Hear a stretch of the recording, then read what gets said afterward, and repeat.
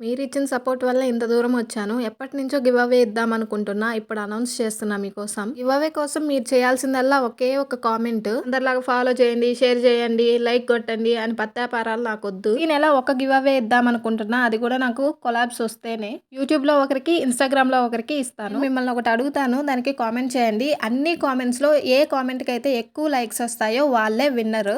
అమ్మాయిలకి ఏదో ఒకటి సాధించాలి అనే ఒక డ్రీమ్ ఉంటది.